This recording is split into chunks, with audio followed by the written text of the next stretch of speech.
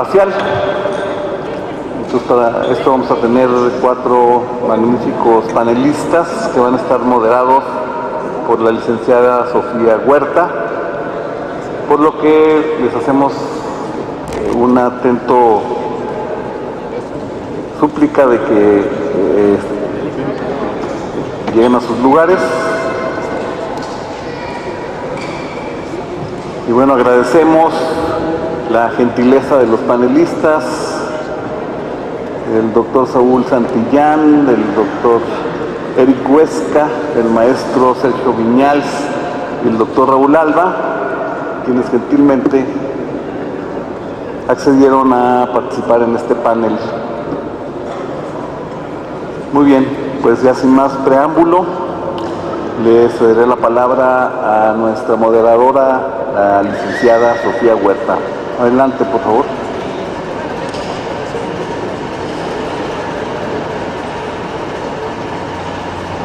Buenas tardes. Les damos la bienvenida a este último panel, que es el panel académico, en donde nos acompañan grandes personalidades del mundo de la investigación y de la academia.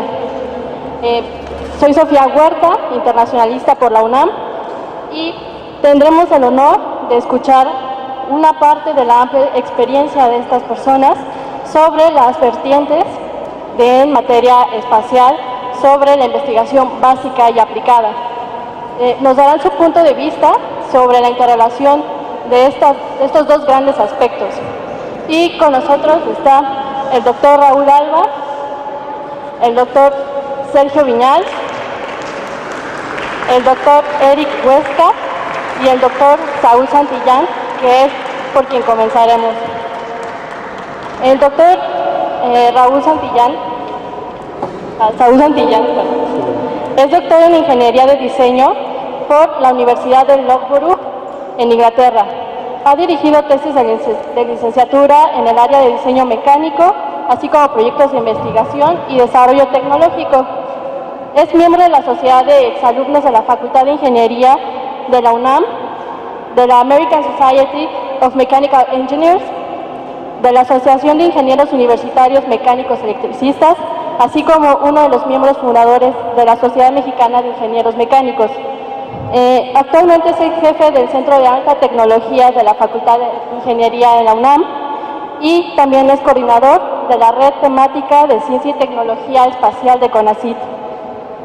Es miembro nivel 1 del Sistema Nacional de Investigadores y entre las distinciones obtuvo el Premio Nacional 200 años de Ingeniería en México y también recibió la distinción Universidad Nacional para Jóvenes Académicos en 2004. Por favor, doctor, le pido que comience su ponencia.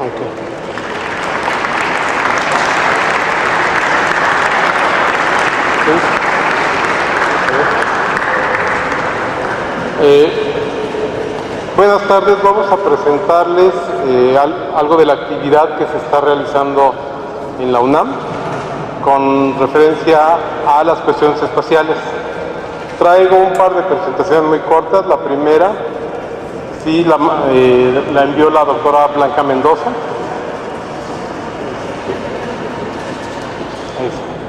Ella es del Instituto de Geofísica de la UNAM y es el concurso CANSAT universitario. Este concurso va en la 3ª edición y en cada edición ha tenido entre 75 y 100 equipos que han estado trabajando.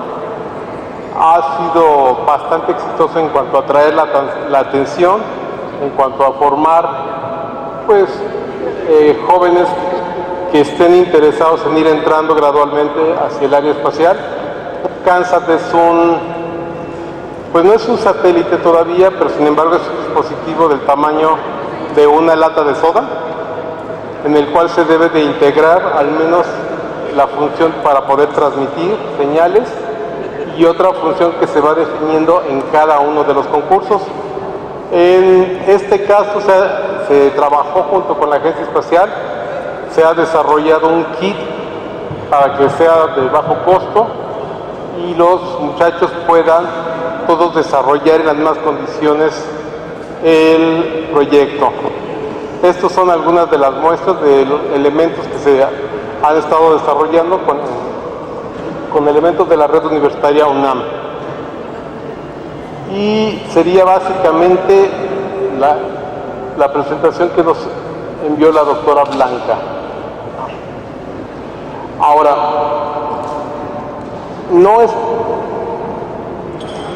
no está aquí presente,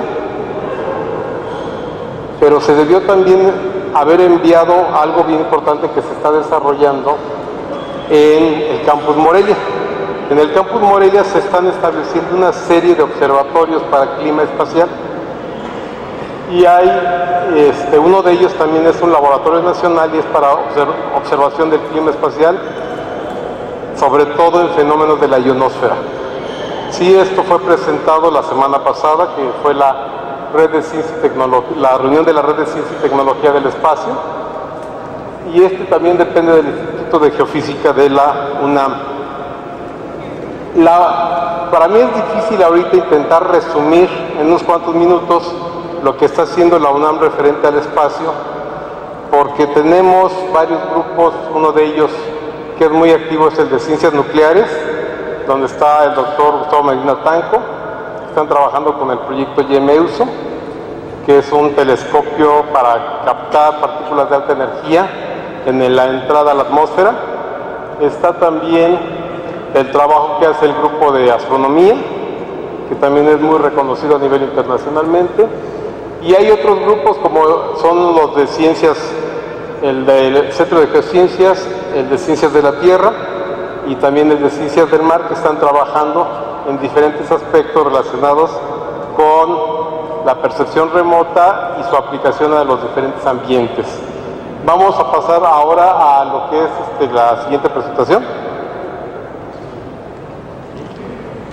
Y este es el Laboratorio Nacional de Ingeniería Espacial y Automotriz. Este es un proyecto que estamos desarrollando nosotros en el campus Juriquilla de la UNAM. Este proyecto, ¿por qué es importante y por qué se los vengo a comentar? Porque viene parte de las iniciativas de CONACYT y es muy importante por el hecho de que esto va a ser más allá de un laboratorio UNAM. La mecánica de los laboratorios nacionales es que sean laboratorios que reúnan varios requisitos. Uno de ellos es que no dupliquen la infraestructura que existe en otro campus o en otra universidad. La segunda es que fomente el desarrollo de áreas nuevas en la comunidad académica y también en la industria nacional. Y el tercero, que permita hacer alianzas estratégicas tanto académicas como industriales. Esa es la importancia de este laboratorio. Entonces, cuando salió la convocatoria, nosotros hicimos la propuesta de que fuera el Laboratorio de Ingeniería Espacial y Automotriz. Mucha gente al principio nos cuestionó y nos dijo, bueno, ¿por qué no es aero y espacial? ¿Qué tienen que ver los autos con el espacio? Y bueno, y por eso este foro también es relevante y por eso yo les agradezco que estén aquí. Porque en este foro de mecatrónica es mucho más fácil hacerles la pregunta a todos ustedes. ¿Qué tiene de común un auto, un avión, un satélite? Pues las mismas tecnologías son las que los mueven. Tecnologías de información, tecnologías de comunicación. Tenemos estructuras, tenemos materiales, tenemos software. Son los mismos elementos que se van a mover en diferentes ambientes. Ahora, las tres industrias tienen regulaciones muy estrictas. Las tres industrias son negocios muy competitivos y muy competidos, y las tres industrias también pueden pasar, en el caso del espacial, ya está en el caso de automotriz y se está detonando en aero, pueden pasar a ser pilares de nuestra economía si nosotros aprendemos a utilizar el talento. Entonces, por eso es la propuesta. Además de que está ahorita el boom automotriz y nosotros en la UNAM venimos trabajando por la parte automotriz más que en la aero, por otra razón, como una unidad externa de la UNAM, no podemos competir con las escuelas estatales y las universidades estatales.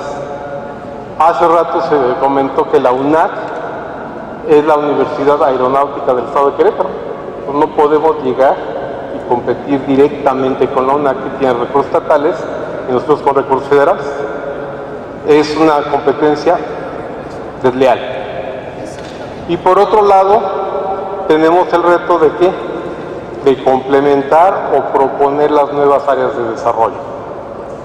Entonces, en Querétaro había un hueco muy fuerte en la automotriz y no existe en el país una industria espacial consolidada.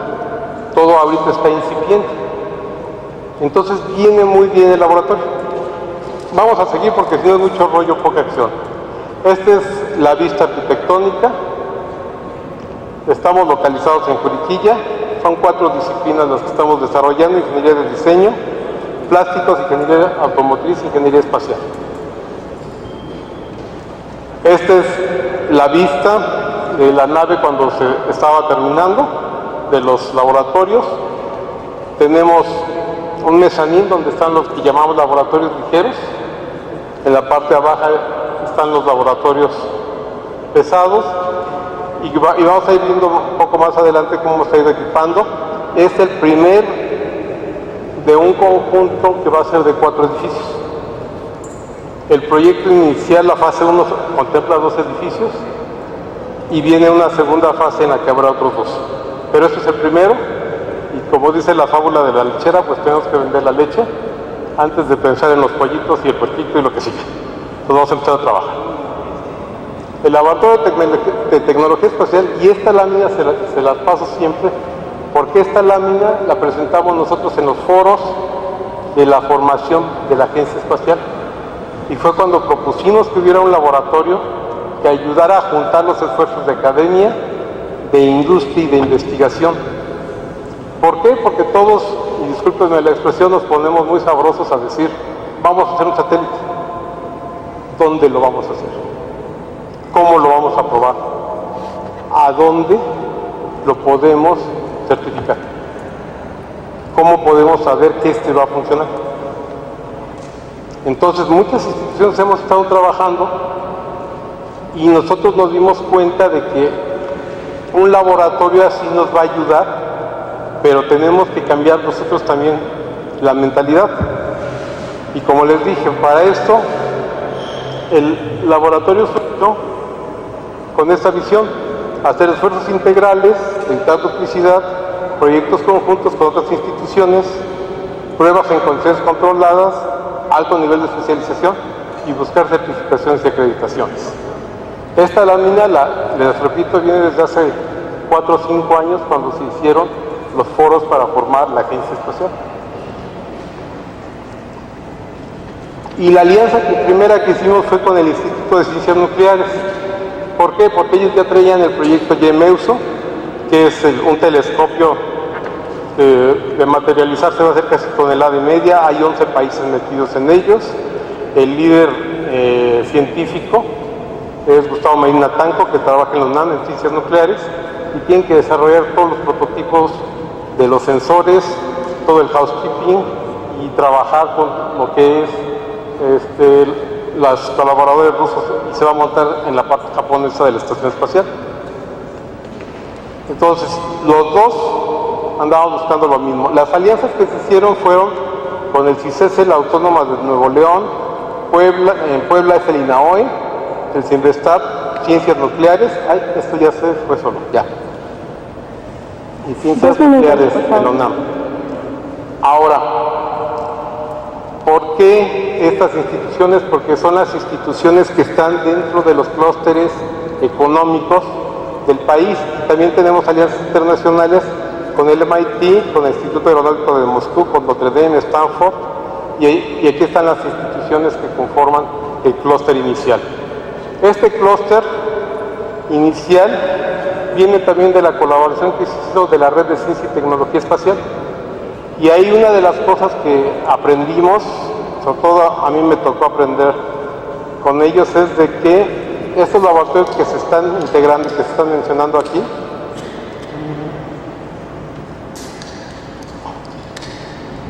nos deben de servir, como les dije, nos tenemos que cambiar el chip. Entonces, en vez de que me ponga, como todos los investigadores lo han hecho hasta la fecha, decir, este es mi laboratorio y ese es de la UNAM, ¿qué tal si hacemos un laboratorio en el que colaboremos y sea el laboratorio del país? En el que si nos ponemos de acuerdo y trabajamos y lo mantenemos y lo hacemos sustentable, podemos hacer las pruebas, podemos integrar los sistemas, podemos desarrollar misiones más complejas. Se trata de sumar, no de dividir. Y en un momento dado, las instituciones que están participando en ellos detonarán en sus zonas económicas, serán los núcleos que a su vez detonen el que haya más laboratorios que sirvan para crecer el esfuerzo en la industria espacial. El Laboratorio de Tecnología Espacial en Ciencias Nucleares ya está operando ahorita. Ellos tienen ciclado criogénico, una cámara para exposición de radiación por rayos gamma pequeña, cámara de vacío, laboratorio electrónico, un cuarto limpio y la fabricación de circuitos integrados. Pero con ellos se pueden armar sistemas hasta lo que son CubeSats, hasta de 3 unidades, perfectamente bien. Ya un sistema más grande de 30 por 30 ya empieza a causar problemas, pero sirve muy bien para todo el esfuerzo que se está haciendo de manera inicial en el país. Y ellos ya están operando y esto está aquí en Ciudad Universitaria. Y lo coordina Gustavo Medina. Estos son los laboratorios que se están instalando por la parte satelital. Sin embargo, nosotros hemos sido un poco mañosos a la hora de presentar las cosas, porque en realidad todos los laboratorios tienen un uso dual. Pueden estar en automotriz y pueden estar en espacial, a excepción del de plásticos y otro más que anda por aquí. Pero todos tienen aplicaciones. Entonces, ¿cuál es la idea? Hacerlo sustentable y poder hacer aplicaciones y no nada más casarnos con espacial. Este es el mezanín. Vamos a ver qué pasen.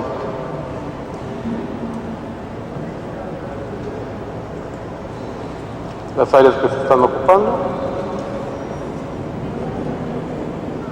Entonces, el laboratorio de plásticos. Este también es el primer paso que estamos dando y lo estamos dando también en colaboración con la industria. ¿Cómo lo armamos? Con este laboratorio nosotros nos encontramos con lo siguiente. Con el crecimiento de la industria automotriz en el país, hay una necesidad muy grande de hacer productos de plásticos para ingeniería.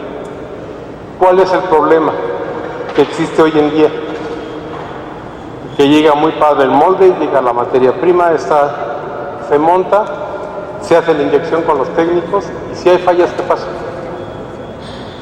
¿Quién conoce el proceso lo suficiente para saber cómo corregirlo? ¿Y quién sabe manejar la tríada que es proceso, producto, herramienta? Porque los plásticos no se diseñan separados, se diseña la tríada en paralelo. Hay una demanda estimada de más de 1,000 personas para los próximos 5 años y nosotros convencimos a la gente de DEMAC, Sumitomo, para que empezáramos con esta máquina que es de 400 toneladas de cierre y con ella empezáramos a trabajar con los problemas que hay en toda la región, toda el área de plásticos de ingeniería, y a esto le vamos a sumar 2 máquinas expulsoras que ahorita están en camino y las vamos a transportar de CEU hacia Juriquilla. Entonces con eso nos estamos arrancando. Siguiente. Hay una grúa viajera que es de 5 toneladas que nos va a ayudar para toda la nave. Y esta nos va a ayudar mucho para mover moldes y para poder mover materias primas, prototipos. Vamos a ver también algunas otras cosas.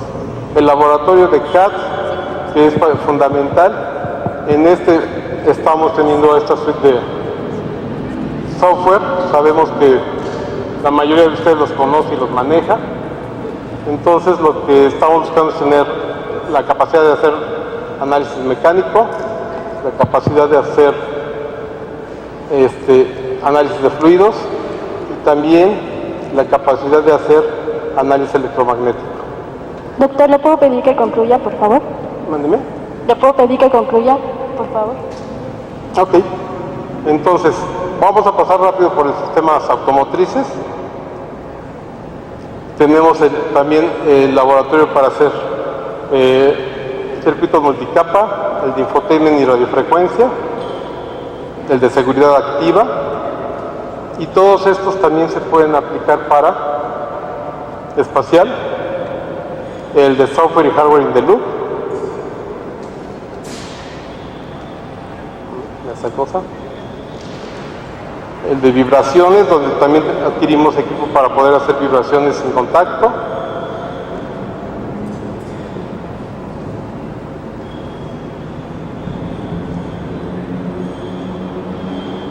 y también hay una estación terrena en banda UHF, VHF y otra en banda X y S para poder hacer telemetría de control y también telemetría científica.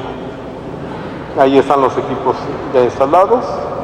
Y finalmente este laboratorio de propulsión espacial que también nos va a servir para hacer el ciclado térmico y el alto vacío.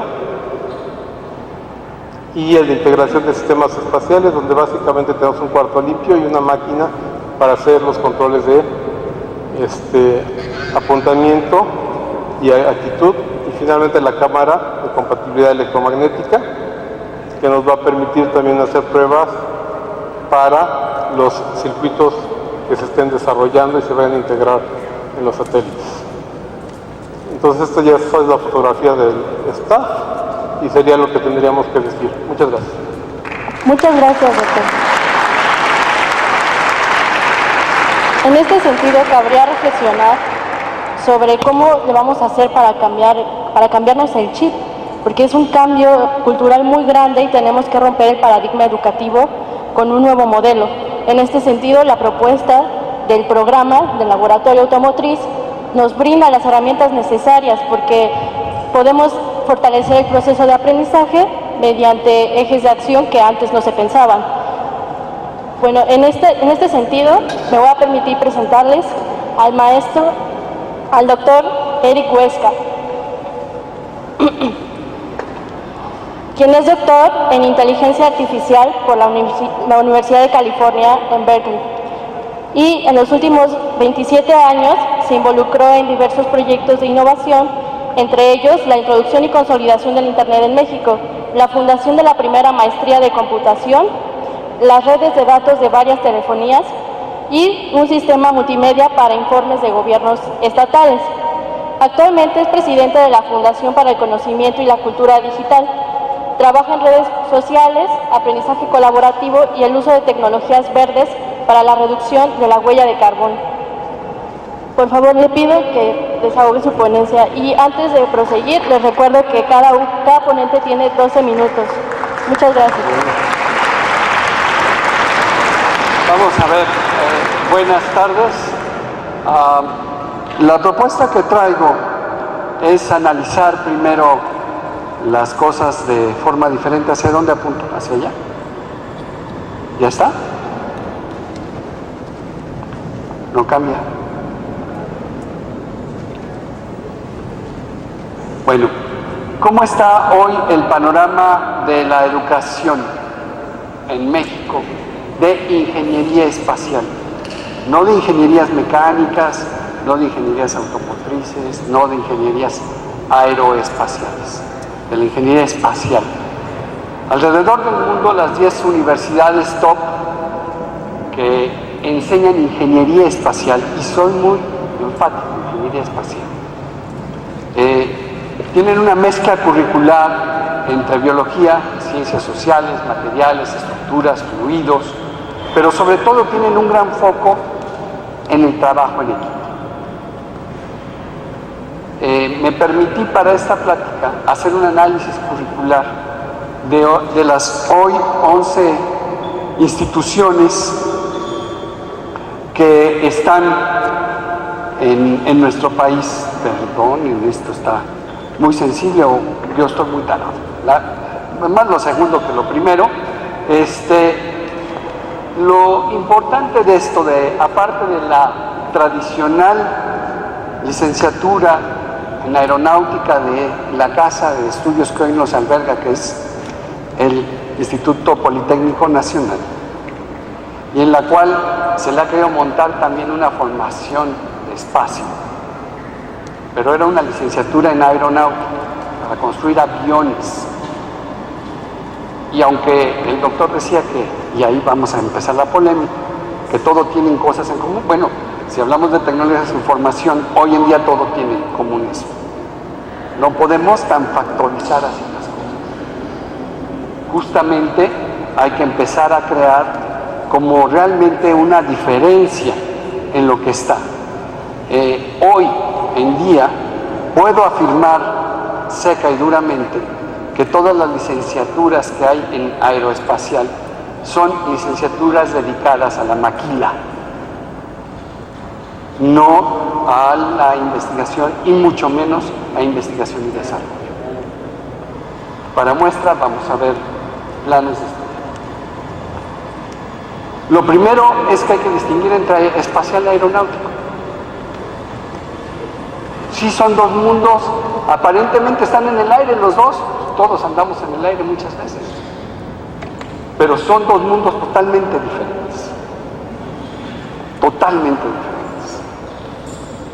con comportamientos físicos diferentes.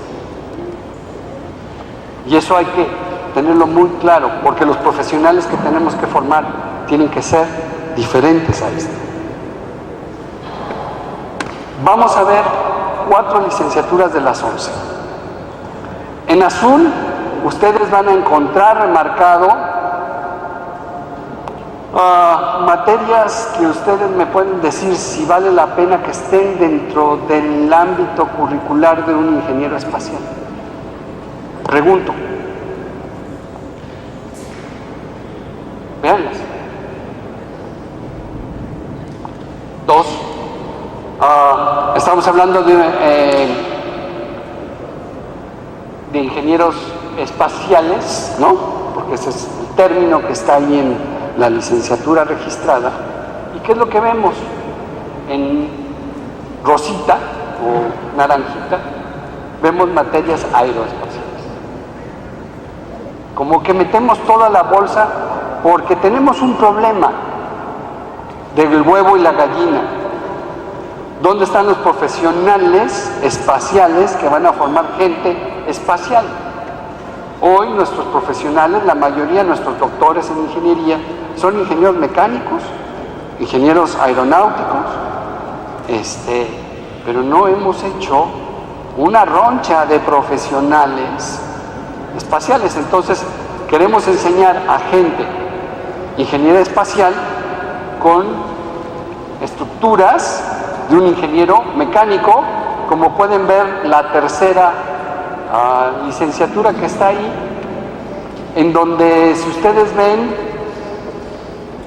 la tira de materias, no se ve nada del espacio. Y la segunda también. ¿Qué requiere un ingeniero espacial? Les pregunto, ¿qué queremos? O sea, tenemos que diferenciar bien los planes, y ayer oí de planes nacionales de crecimiento en la industria aeroespacial, alias la maquila, y que tiene un plan muy bien integrado, y la Universidad Queretana del Espacio responde a eso perfectamente bien, pero responde a la maquila de una industria aeronáutica. Como en Chihuahua también hay una carrera que responde a la industria de la maquila. ¿Queremos hacer gente de buen nivel de investigación o queremos seguir haciendo profesionales de maquila? La respuesta no es uno ni otro. La respuesta es busquemos que sí, que no. Hoy tenemos que encaminar las cosas. Estamos en un buen momento, tenemos 11 instituciones. Ya se ha aprobado en el pasado crear espacios comunes de educación superior. ¿Por qué cada quien por su lado? Si no tenemos todas las fortalezas, que es lo que les estoy diciendo. Pero sí puede haber buenos doctores en una institución para un tema y en otros de otro tema en otra institución. ¿Por qué no creamos un espacio común? ¿Por qué no empezamos a echar mano de las tecnologías justamente para aplicarlas en educación y hacer blending? Y entonces si un doctor se encuentra en Juriquilla y está en la UNAM y otro está en Tijuana, pues puedan llevar materias con ellos los chicos de las universidades que quieren aprender ingeniería espacial, no ingeniería aeroespacial, no aeronáutica y no autos, no robótica, aunque el Congreso toca los temas, son cosas diferentes. Y eso es bien importante tenerlo claro. Para llegar a esto, entonces tenemos que crear movilidades. ¿Por qué no juntamos? Y les propongo como parte de un seguimiento, porque luego viene uno, habla aquí, ya se va tranquilo que ya dije lo que quería, pero ¿y qué pasa después? ¿Por qué no juntamos a los directivos de las universidades donde hoy están las carreras para ver si podemos construir un espacio común de educación superior en ingeniería espacial? Y aquellos que quieran levantar la mano, pues que también la levanten. Ahora, no es solo licenciatura, son maestrías y doctorados, entonces hay que sumar a más instituciones. Esto ya está aprobado. Desde el ECOES que se hizo en el año 2009, han funcionado los esquemas de movilidad en algunas cosas, en otras no, pero probemos que esto sí funciona. Y, sobre todo, empecemos a trabajar en proyectos de STEM en niños, porque entonces el problema que tenemos es que también es un gran esfuerzo de todas las universidades. ¿Y cuántos estudiantes tenemos? Yo quisiera ver este auditorio abarrotado hasta en las gradas. El problema es que ustedes llegaron, a pesar de los estudiantes que están aquí escuchándome, llegaron a pesar de lo que los medios les decían que tenían que hacer, de lo que tenían que ser como modelos, los role models.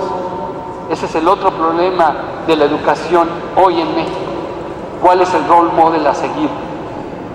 ¿Cuántos de ustedes conocen el nombre, por ejemplo, de Sergio Beltrán? Levanten la mano.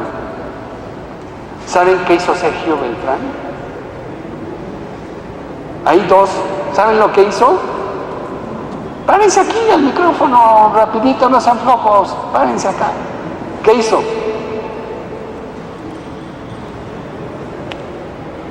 No se quieren parar los compañeros, pero Sergio Beltrán fue el primer mexicano que trajo una computadora a México, 1958. ¿Ven? No tenemos... O si les digo Arturo Rosenbluth, ¿qué hizo Arturo Rosenbluth? Aparte del centro de cálculo que está aquí a unas cuadras. ¿Qué hizo? Nada menos y nada más desarrolló con Wiener la teoría de la cibernética. Nada más que siempre hablamos de la teoría de Wiener y se nos olvida la teoría que era Wiener-Rosenbluth o Rosenbluth-Wiener para ponerlo en su tamaño. Uno de los problemas de México en la educación es que carecemos de role models. Ah, pero si les digo, levanten la mano los que conocen a Shakira. A ver, levanten la mano. Unos dicen, no, yo no, pero bien que la conocen. Es decir, se dan cuenta que no podemos dar como un paso hacia adelante si no estamos muy claros con qué contamos. Ayer me cansé de escuchar que tenemos que cambiarnos el chip. Por favor, ya dejemos eso en paz. Así somos los mexicanos, como somos, ¿qué podemos hacer? Dejemos de pensar en que nos vamos a cambiar. Somos procrastinadores, sí, nos gusta dejar todo al final. Somos no sé qué, sí, pero con eso hemos hecho este país. Basta de estar viendo otros modelos que no son los nuestros, que han hecho los nuestros en esa cultura que tanto hoy blasfemamos, y que podemos aprovechar para hacer cosas buenas. Porque basta de estar diciendo que siempre estamos mal. ¿Qué podemos hacer entonces? Pues primero tenemos que traer mujeres más a la ingeniería. 70-30 en Estados Unidos, 80-20 en México. No estamos tan mal. El mundo está mal. Tiene 2 minutos. ¿Cómo lo vamos a hacer? Sí, ya voy terminando muy rapidito. ¿Cómo le vamos a hacer a esto? Si bien el doctor, él habló de que está haciendo un laboratorio nacional, la propuesta de mi laboratorio nacional, no, ya está, se me pasó el tiempo, según mi propuesta de laboratorio nacional muy rápida es un laboratorio nacional, pero no para hacer investigación, con el respeto, sino para juntar todos los recursos que hoy las universidades que quieren dar ingeniería espacial creen laboratorios para que los chicos ahí hagan sus prácticas, porque tener ingeniería espacial es muy costosa. No hay universidad que aguante, salvo las que están en esos top 10 de Estados Unidos y Reino Unido, no hay universidad que aguante presupuesto para hacer un buen laboratorio, porque no unimos esfuerzos en un espacio común, con laboratorios comunes, donde haya prácticas, como bien Álvaro nos decía desde ayer, donde él creció en un laboratorio en MIT desde bachelor, ¿no? Desde licenciatura, pues fue muy natural tener acceso a todas las cosas. ¿Y qué estamos haciendo con todos ustedes? Pues mira, eso, velo en un simulador, porque es lo más que podemos aspirar, porque es muy costoso. Pero si creamos un laboratorio nacional que sea de enseñanza y derive en investigación del espacio,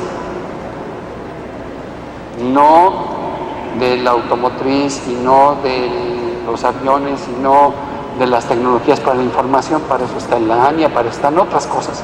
Cada quien tiene su espacio. Entonces piénsenlo, podemos hacerlo. Ahora el chiste no es venir aquí a hablar nada más y decirles, miren, esto es lo que pienso. Hagamos acciones para llevar ese espacio común. Créanme, sí se puede. Yo he estado ahí en los espacios comunes y sí se puede juntar las universidades. Hay que hacerlo, hay que hacerlo. Yo nada más les pongo esta última reflexión. No quieren, miren, no quieren ponerse la reflexión de Bauman. Tenemos muchas cosas que hacer y pensar en métodos de educación siglo XIX. Cuando estamos en el XXI hay que cambiarlo un poco. Bueno, gracias. Muchas gracias, doctor.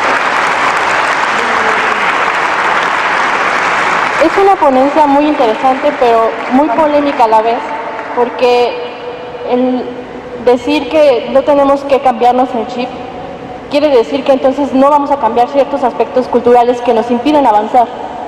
Más bien, sería qué es lo que tenemos nosotros los mexicanos que los demás países no tienen. Ustedes como estudiantes, ¿cuál es su valor agregado? ¿Qué es lo que han aprendido a lo largo de la carrera?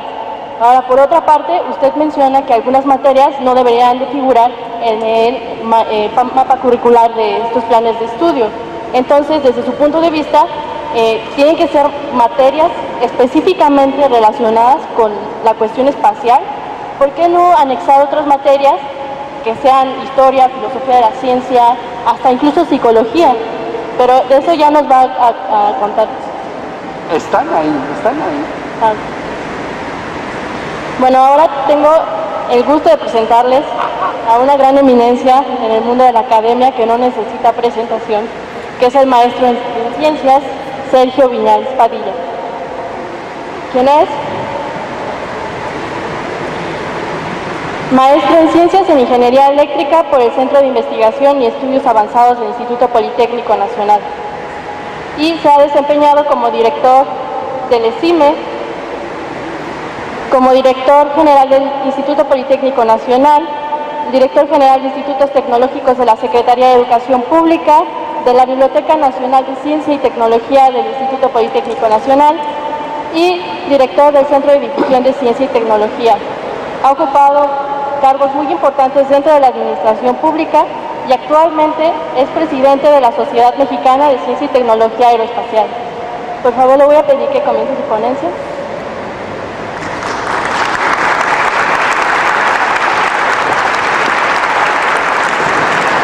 Muchas gracias. Bueno, yo interpreté la invitación para tocar algunos temas en relación con lo que es o lo que pensamos que deba de ser la educación, la formación de recursos humanos en ingeniería aeroespacial y un poco los aspectos de investigación o de desarrollo de tecnología. Si eso fuera así, pues habría que partir, lo que pasa es que no las llego, no veo, habría que partir de alguna primera definición con la cual podamos construir lo que queremos decir. Entonces queremos plantear que la ingeniería aeroespacial es el campo de la ingeniería que trata con el análisis, el diseño, el desarrollo, la construcción, las pruebas y la operación de vehículos que con diferentes propósitos actúan en la atmósfera terrestre o en el espacio exterior. Y a partir de ahí tendríamos que ver qué es lo que queremos hacer en esta materia. La ingeniería espacial, de un análisis de las distintas instituciones que atienden en procesos de educación, tiene todo este tambache de asignaturas o grupos de conocimientos involucrados en distinta forma y con distintos porcentajes de integración. Consecuentemente, lo que se puede concluir es que estamos hablando de un sistema multidisciplinario, es un sistema complejo, es un sistema intensivo en tecnología y de costos elevados. Y eso es una razón fundamental para el trabajo de conjunto del cual aquí se ha venido hablando. ¿Cuáles son los elementos básicos que debemos de considerar en este proceso?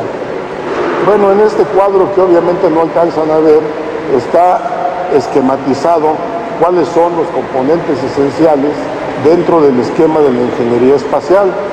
El segmento espacial y el segmento terrestre, esencialmente, con una estructura como la que se plantea. Quienes quieran ver con mayor detalle esta presentación, bueno, pues se los puedo hacer llegar con todo gusto, se queda en poder de los organizadores. Si quisiéramos ver cómo ha evolucionado la ingeniería espacial en el mundo, podemos escoger muchas formas de aproximarnos a hacer esta revisión, pero yo quisiera tomar simplemente una comparación, por poner un ejemplo, entre la evolución de las entidades que en distintos países han tenido la responsabilidad de manejar la ingeniería espacial y particularmente la parte aeroespacial, y cuánto se gasta en todo esto y cuánto gastamos nosotros y cómo están organizados. Esta tabla tiene una relación en donde se ve, por ejemplo, cuánto gasta la NASA, cuánto se gasta la Federación Rusa, cuánto se gasta la Unión Europea y otros países más.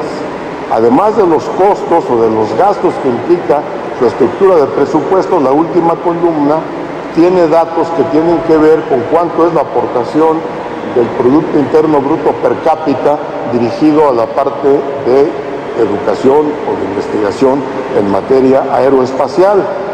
Y bueno, pues simplemente veamos, la NASA tiene 0.12 y nosotros tenemos 0.308.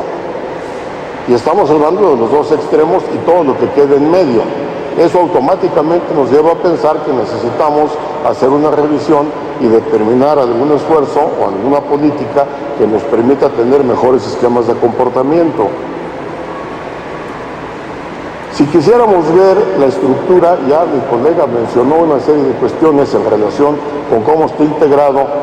Esta es una gráfica ahí de tipo pastel, en donde se ve de una comparación de las principales instituciones en el mundo que atienden la parte aeroespacial y qué tipo de conocimientos y qué tipo de temas están abordando de manera preferente.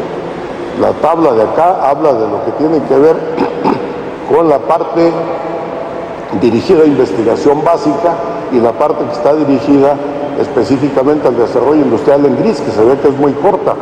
Y acá en la otra lámina, con distintos colores, se pueden ver temas muy específicos dentro de las distintas ramas del conocimiento de los distintos campos de ingeniería. ¿Qué hemos hecho en México en todo caso? Podríamos dividir nuestra participación en esto en 3 elementos básicamente. Un primer tramo, que es desde el principio por allá de los 57, mientras los rusos estaban subiendo el Sputnik un 4 de octubre, si no me equivoco, en México se pretendía ya y se estaban lanzando algunos cohetes. Obviamente ni cosquillas les hacíamos, pero al menos se puede demostrar que había el interés en algunos grupos por hacer cosas como esta. Se formó la CONE para poder propiciar esto, y eso, cuando cierran la CONE, entre otras de las tantas equivocaciones a nivel gubernamental, que algo que está empezando a dar resultados simplemente se cierra. Terminaré un primer paso. Uno segundo está asociado a la creación del Instituto Mexicano de Comunicaciones, desde el cual se diseñaron las especificaciones del sistema Solidaridad. Y uno tercero también fue cerrado por otra decisión presidencial. Y uno tercero, que es el futuro. En medio está la Agencia Espacial Mexicana. La creación de la agencia representa un hito porque está creada por ley, y eso seguramente da la garantía de que le costará más trabajo a quienes quieren cerrar o cancelar las condiciones de investigación y de educación. ¿Qué pasa en educación aeroespacial? Muy rápidamente, bueno, pues tenemos presencia en 2 estados, hay 52 programas, hay una matrícula de 11,000 estudiantes y hay 30 instituciones públicas, en las cuales, 30 instituciones de las cuales las públicas predominan. 25% bachillerato, 9.1 técnico especializado, 13 técnico superior universitario, 49.9 de nivel superior y 1.6 nivel de posgrado. Ojo con el penúltimo. Parece ser que está de moda ser ingenieros en aeronáutica. No importa el éxito de la industria aeronáutica, no sé en qué momento esto se va a saturar, y pareciera que estamos empezando a abusar de este modelo. En investigación, ¿cómo lo medimos? Pues la única manera como atinamos a medir la investigación es por las publicaciones. Y ahí están las gráficas de cómo están las publicaciones en México y qué porcentaje se tienen con respecto a otros países. Por ejemplo, Estados Unidos tiene 28% y México tiene 0.7% y Brasil tiene 2.1%.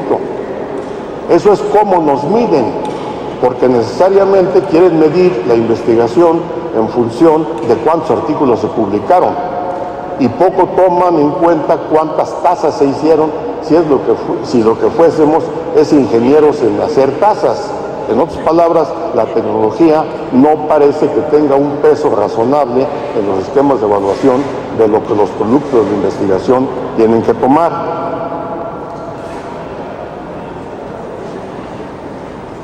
La industria, que no es tema, pero de todas maneras habría que decirlo, también aquí hay algunos datos.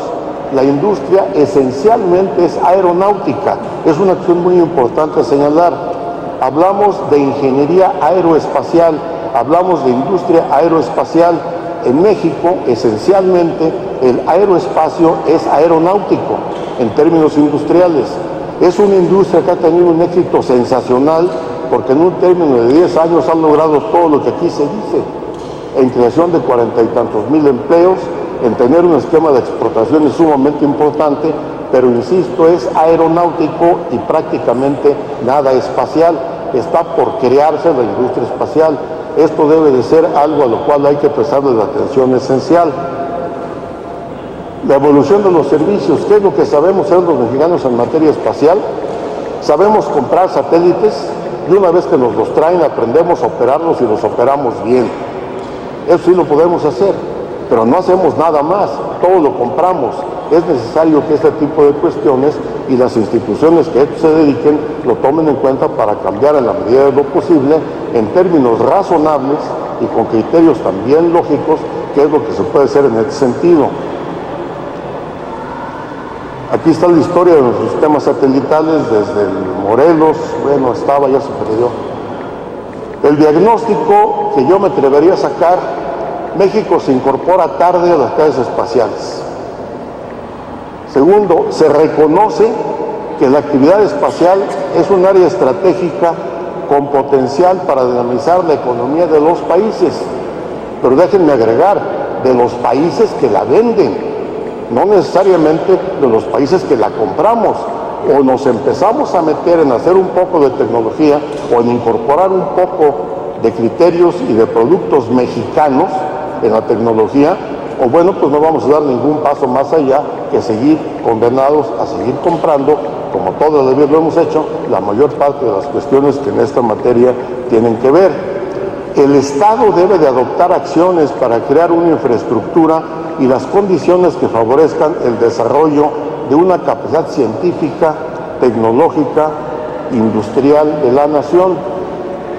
No es una sola parte, tienen que ser desarrolladas las tres y tienen que ser desarrolladas en conjunto. Hacer una sola no sirve de nada.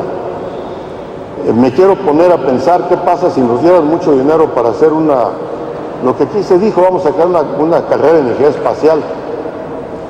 ¿Con qué demanda? ¿A dónde van a ir a trabajar si no hay industria?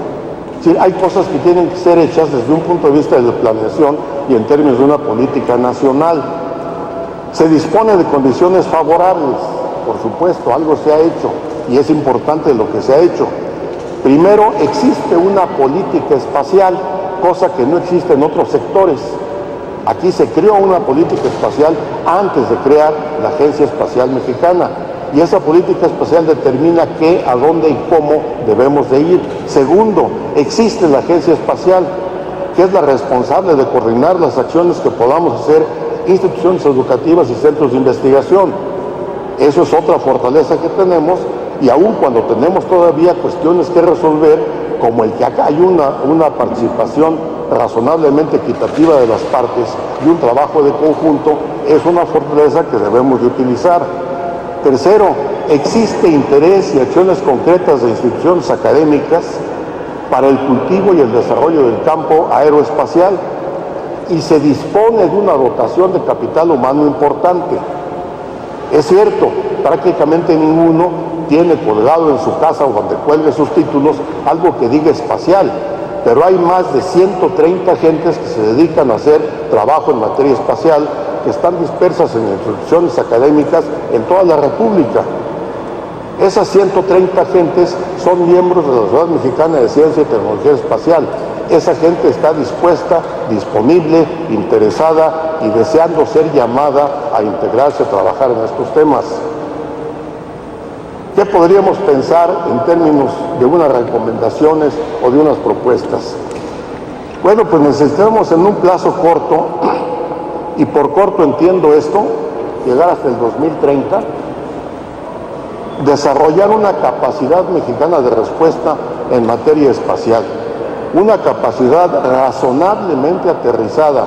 No hablemos de sueños, no vamos a hacer lo que no podemos hacer, pero no podemos quedarnos sin hacer nada esperando que las cosas ocurran de manera mágica o que no ocurran.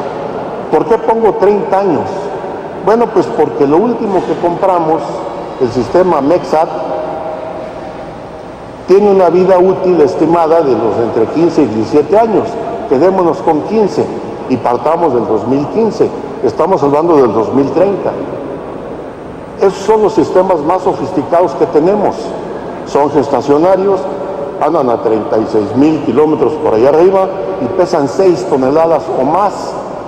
Es decir, son vehículos de veras, de gran complejidad, y entonces tenemos que aprender no a diseñarlos completos, eso es imposible en este término, pero sí a poder ir haciendo cosas importantes que se puedan incorporar a esto y que podamos participar con lo que compremos, pero tenemos que empezar a romper ese círculo maligno de que todo tiene que ser comprado.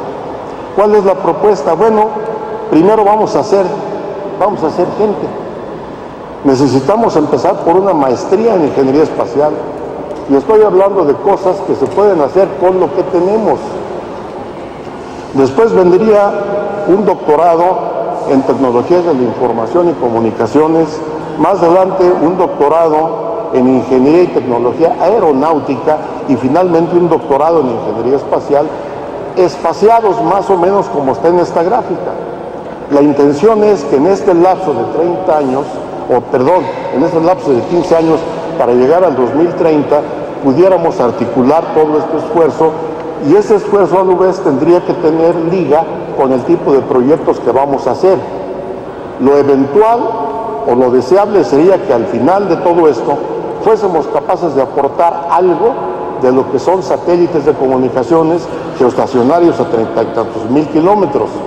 En el Inter debemos de aprender a desarrollar satélites pequeños que estén dedicados a cuestiones más manejables, como puede ser observación de la Tierra. Y esos debiéramos ser capaces de poderlos integrar por nosotros mismos y construir por nosotros mismos, no pagar por que nos los hagan. Tendríamos que pagar por subirlos, por supuesto. La aventura de hacer un lanzador es algo que está por el momento, a mi juicio, fuera de nuestro esquema. Y aquí está qué es lo que tenemos que ligar con todo este proceso. Los centros de investigación, las instituciones educativas, las entidades académicas y gremiales asociadas con este esquema deben de ver que los proyectos que se puedan hacer sean aquellos que están parados y sentados sobre los sistemas educativos. Los laboratorios, como el que el doctor Santillán nos ha mencionado aquí, están creados de una manera o con esta misma idea. Es decir, lo que se está planteando ahí son cosas que pueden ser útiles en un esquema de educación. Son laboratorios en los cuales pueden venir a trabajar ingenieros, científicos, tecnólogos, en un proceso determinado y bien dirigido a cuestiones de diseño de vehículos al alcance nacional. Y esto debemos de ampliarlo al resto de las instituciones. ¿Cuál es la condición para que todo esto ocurra? Que parece que se nos da con muchas dificultades: la cooperación. Si no somos capaces de aprender a cooperar y a respetarnos entre nosotros, simplemente no vamos a llegar a ningún lado. Podríamos hacer una carrera, no sé, de ingeniería en aeronáutica o alguna otra cosa, pero cuando estamos hablando de ingeniería espacial, es casi imposible que una institución lo pueda hacer sola.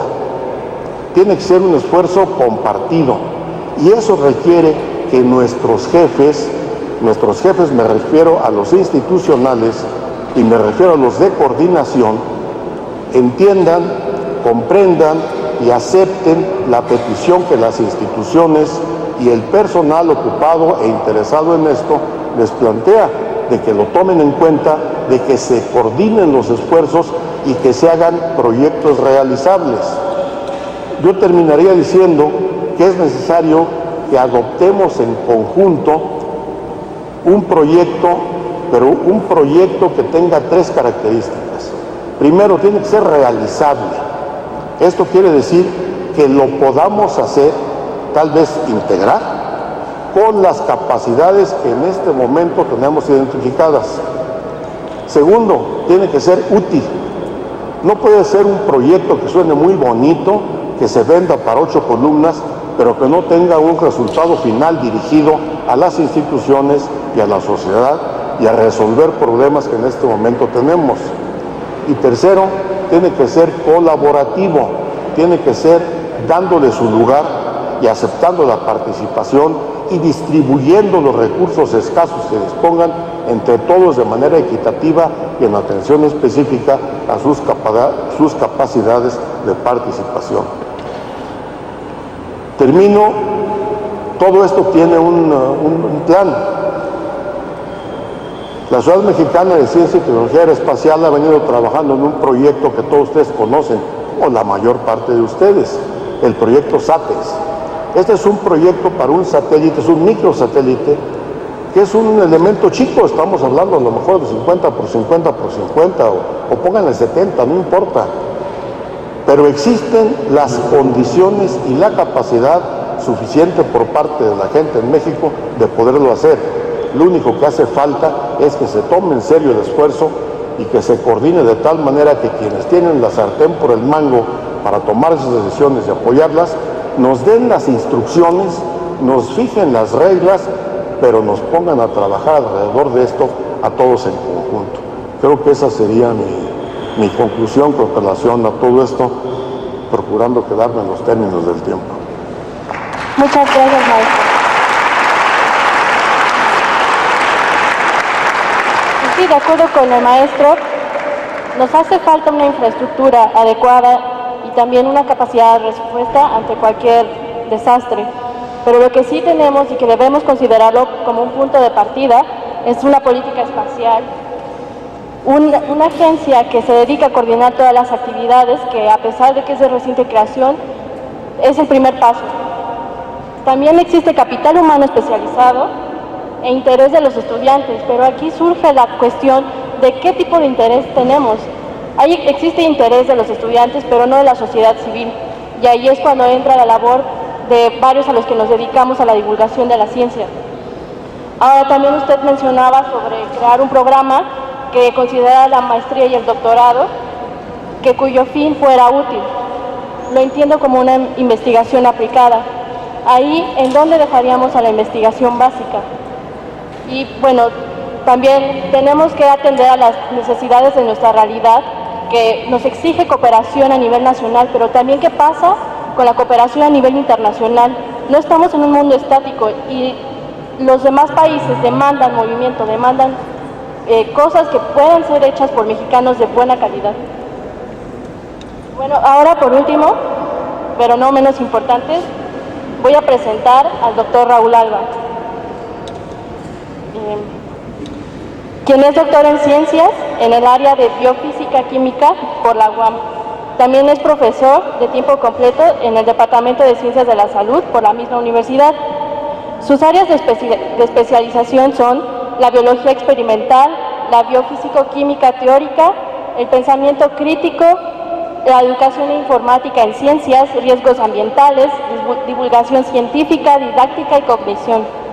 También cuenta con un certificado de buceo con 3 estrellas por la Federación Mexicana de Actividades Subacuáticas.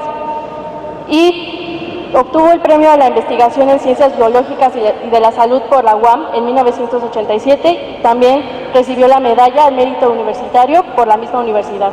Por favor, le pido que comience su ponencia. Gracias. Gracias por la invitación. ¿Esto cómo funciona? Nada más para adelante y atrás. Bien, ok. Ajá. Le apunto para allá. No soy ingeniero en comunicación. Bien, derecha, izquierda. Bueno, cuando me invitaron a participar en este panel, me informaron que el objetivo de mi participación es hablar sobre el estado que guarda y las perspectivas a futuro de la educación en materia espacial. Pero siendo yo un biólogo biofísico-químico, whatever that means, con conocimiento en temas espaciales y un divulgador de la ciencia, dentro de la ciencia espacial, vi que mi principal aportación podría ser la visión que desde las ciencias biológicas tenemos de lo que es el espacio y para qué es el espacio. Así es que es a lo que traté de enfocarme, el por qué y el para qué de las actividades espaciales en México, de la ciencia y la tecnología espacial, de la ingeniería espacial en México. Bueno, pues no pude más que recordar inicialmente la frase que aquí está traducida al inglés, porque debe haber estado en ruso, de Konstantin Tsiolkovsky, que la Tierra es la cuna de la humanidad, pero uno no vive en la cuna para siempre. Bien.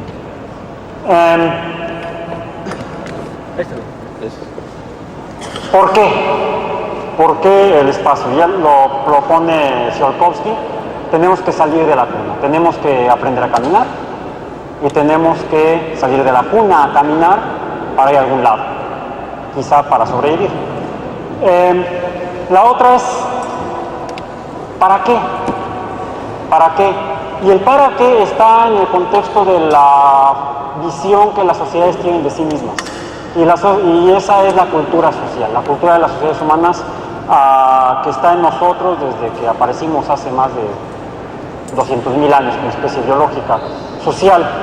Y dentro de la cultura humana, como ha evolucionado en los últimos tiempos, digamos en el último siglo, pero quizá no solamente ahí, parece que hay antecedentes anteriores, del concepto de autómata, han surgido recurrentemente imágenes como estas. Son relativamente recientes, quizá la más antigua sea la que está abajo a la derecha, de una película basada en una novela, La Isla del Tesoro, que es El Planeta del Tesoro, esta película.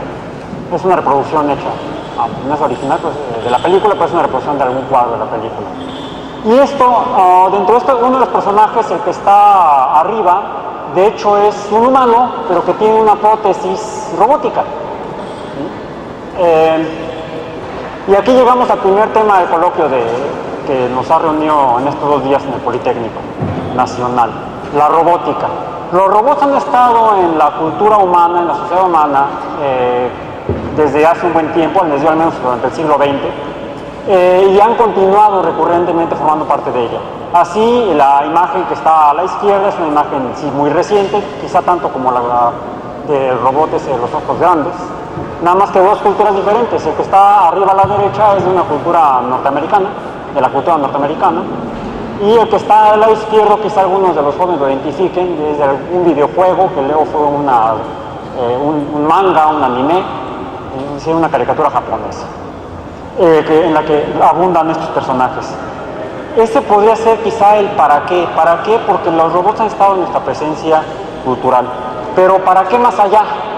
¿Para qué el espacio? Que es el tercer concepto dentro del título del coloquio que aquí nos reúne. ¿Para qué el espacio? Y es aquí donde parto como biólogo. Porque lo que ahora sabemos es que Marte probablemente fue un mundo como la Tierra en una etapa de su evolución cósmica. Y algo le pasó. El caso es que, bueno, se me adelantó. El caso es que, no se quiere mostrar alguna. Marte cambió y ya no es más como la Tierra. Ahora es un mundo frío, un buen día caluroso de verano es a menos 30 grados Celsius. ¿Sí? Y eso es parte del proceso de evolución natural, podría ser, de Marte. Podría ser parte del proceso de evolución de la Tierra. Es decir, ¿para qué ir al espacio y para qué conocer el espacio? Quizá porque lo necesitamos para sobrevivir, no solamente porque salgamos de la cuna, sino aún quedándonos en la cuna. ¿Cuál será el futuro de la Tierra? Eso depende de lo que podamos aprender de Marte. Hasta el momento, a Marte hemos enviado solamente, como humanidad, hemos enviado solamente robots. Es decir, esto se asocia con la primera imagen y con el primer tema del coloquio. Han hecho un buen trabajo, conocemos más de Marte ahora que lo que sabíamos hace simplemente 30 años cuando descendieron las primeras sondas robóticas en Marte, las Vikingo, sondas estáticas, no móviles. Actualmente tenemos 2 robots móviles en Marte, el Curiosity y el Opportunity, con los cuales hemos aprendido mucho más, que efectivamente Marte fue como la Tierra. Y finalmente, dicen los que trabajan en estos proyectos que no hay mejor explorador que el humano mismo. Por eso el futuro es ir a Marte. Pero ir a Marte no es fácil. Hace 45 años, cuando llegamos a la Luna, se pensaba que 15 años después estaríamos en Marte. Éramos muy ingenuos. No es fácil ir a Marte. Como dicen ahí, enviar gente al espacio profundo, que es más allá de la Luna, no es fácil. Requiere lo que se ve aquí en la imagen arriba a la derecha, combustibles, consumibles, equipo para la tripulación, equipo de protección para las radiaciones, equipos de apoyo auxiliares, y para eso requieren impulsores sumamente grandes, de hecho más grandes que el Saturno V, que es el que está ahorita en desarrollo, el SLS. También fuimos muy ingenuos, pero eso fue producto de la ignorancia. Antes de ir al espacio, la imagen de un traje espacial se le llamaba traje espacial. Era la imagen que está a la izquierda. Nos muestra cómo se concebían a mediados de la década de los 50, cómo podría ser un traje para salir al espacio. Ya sabía que es difícil, es complicado. Los trabajos reales mostraron que no sería tan complicado, pero de hecho llegamos al concepto no de traje espacial, sino de unidad de movilidad personal, o traje de movilidad personal, o una nave personal espacial. Eso es lo que es actualmente un traje espacial. Eso requirió conocimientos en biología, conocimientos en medicina, conocimientos en fisiología, para poder alimentar a los conocimientos en ingeniería mecánica, eléctrica, de materiales, de quienes tendrían que hacer esa nave personal para los viajeros al espacio. Hoy en día están en desarrollo las naves de movilidad personal para ir a Marte, que son las que está abajo a la derecha. Eso es en cuanto a la movilidad personal. La otra es un viaje a Marte, que es lo más cercano en el espacio profundo, implica años de viaje. Para ir a la Luna son 3 días de ida, 3 de vuelta, más lo que esté uno ahí. 2 días, 3 días fue lo que más estuvo el Apolo 17. Lo que necesitamos es llevar alimentos. De hecho, algunos alimentos espaciales podemos encontrar en el súper, como esas mostazas, esas mayonesas, pero eso implica además el desarrollo de nuevos productos alimenticios y quizá tecnologías para producir alimentos en el espacio. Es decir, ir al espacio requiere no solamente de ingenieros mecánicos, eléctricos, electricistas, materiales, químicos, petroquímicos, en óptica, sino requiere de ingenieros en alimentos, ingenieros bioquímicos, ingenieros biomédicos, requiere artistas, requiere músicos. Es decir, es una aventura de la sociedad humana. Porque hay problemas más allá de conseguir alimento. El hecho de estar en ambientes distintos a la Tierra, donde estamos sujetos a la fuerza de gravedad, y esa fuerza de gravedad que no solamente es el único factor que nos afecta en la Tierra, sino también la presión atmosférica, es la que conserva la forma de nuestros cuerpos. Cuando alguna de esas fuerzas disminuye, nuestros cuerpos se modifican con efectos fisiológicos y médicos que pueden ser graves. Aquí en estas láminas muestro, bueno, típicamente cuando regresan los astronautas de la Estación Espacial y los cosmonautas, no pueden ni salir solos de la nave espacial. Tienen que extraerlos y aún así los mantienen en reposo, aún con trajes anti-G debajo del traje espacial. Es algo que no muestra en las pantallas. También se muestran algunos efectos en el sistema nervioso. Los fluidos se expanden homogéneamente. Normalmente cuando estamos en la Tierra, los fluidos biológicos se van a las piernas. Eso termina uno luego con varices con la edad. Se reduce un poco cuando uno se acuesta, pero entonces termina uno con llagas en la espalda. Se resuelven fácilmente los problemas cuando vivimos aquí en la Tierra, pero cuando estamos en microgravedad o en caída libre constante, los fluidos se expanden. Si ven fotografías de los astronautas y cosmonautas en la Estación Espacial, siempre se ven cachetones. Quizás sea yo deba ir a la Estación Espacial para verme cachetón un día en mi vida. Porque todos los fluidos, la sangre, la linfa, todo se va hacia el exterior y somos como globitos llenos de agua. Eso provoca modificaciones, por ejemplo, en los globos oculares y provoca problemas en la visión. Problemas que deben ser estudiados por médicos, por ejemplo. Entonces estamos abarcando muchos campos profesionales, ya no solamente multidisciplina, ni interdisciplina, sino transdisciplina. Por eso está haciendo actualmente una misión, la de un año, ruso-norteamericana, y aún así requerimos el apoyo y por eso está experimentando con robots en la estación espacial. Robots antropomorfos, algunos de ellos, robots no antropomorfos como los Spheres, que se mostraron el día de ayer. Y finalmente, cuando vayamos a algún otro mundo, tal vez a Marte, no iremos solos, iremos con nuestros amigos robóticos, lo cual implica el trabajo de psicólogos. Entonces, el panorama es muy prometedor. El otro aspecto es que no se trata de un asunto meramente nacional o de objetivos nacionales, sino como mostré en la imagen anterior, el proyecto de un año es una misión de hecho multinacional. Aunque los conejillos de India son un ruso y un norteamericano, participan en esta investigación investigadores de varios países. La misión a Marte será una misión por la humanidad y de la humanidad, y los mexicanos formamos parte de ella, al menos hasta donde yo me quedé. Bien. No solamente son estos aspectos macroscópicos, sino y de solución del viaje espacial mismo, sino que desde las primeras misiones espaciales soviéticas y norteamericanas se mostró que mucho de lo que se aprende es útil y necesario en la Tierra. En Marte fue donde descubrimos los cambios climáticos a nivel global, cuando llegó el primer Mariner y tomó las primeras imágenes. En el espacio fue donde descubrimos el cambio climático en materia de calentamiento global, cuando llegaron las primeras ondas a Venus. No lo descubrimos en la Tierra. Ahora entendemos que el futuro de la Tierra puede ser cualquiera de esos dos mundos, pero depende de nosotros. Es decir, en el espacio conocemos y aprendemos para la vida de los humanos en la Tierra y del resto de la biota, el resto de la biosfera. Dentro de eso está la investigación médica. El hecho de tener un laboratorio nacional, como le llaman en los Estados Unidos, en el espacio, un laboratorio internacional en el que participan varios países, permite hacer investigación para curar enfermedades en la Tierra, como enfermedades de distrofia muscular, a través de poder hacer mejores fármacos utilizando propiedades como la cristalización en microgravedad.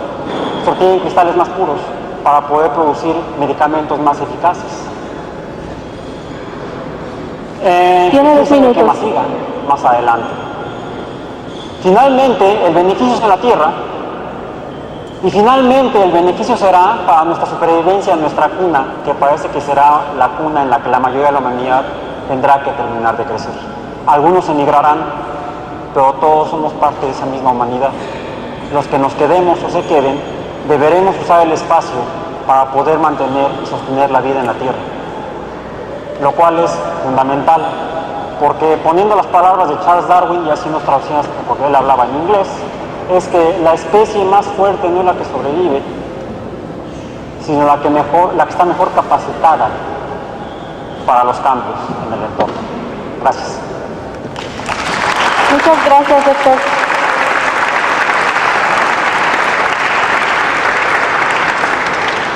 Considero que su punto de vista debería ser el punto de partida de todos nosotros.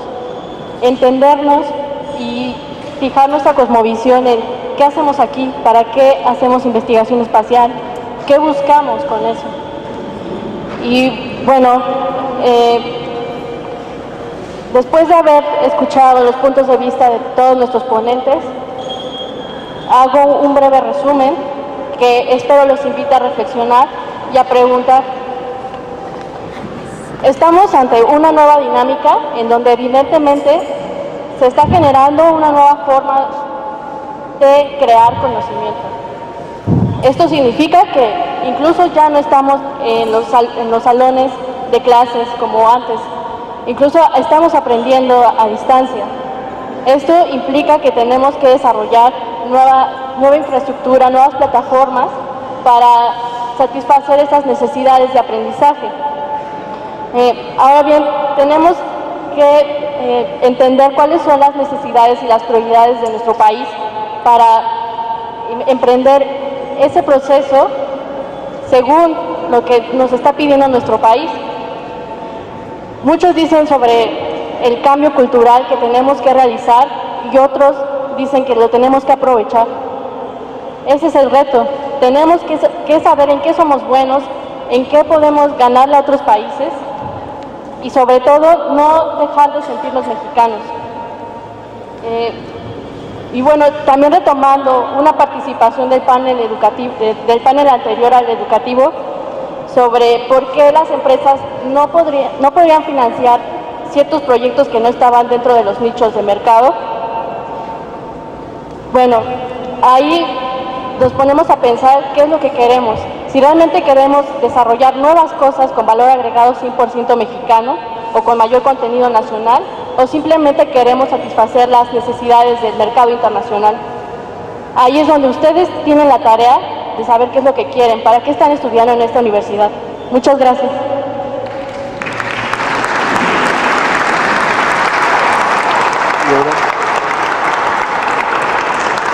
Y bueno, antes de proceder a la entrega de reconocimientos, quiero agradecer a todos los presentes por haber dedicado algunos minutos de su tiempo, y también a nuestros ponentes. Muchas gracias por tan valiosos puntos de vista.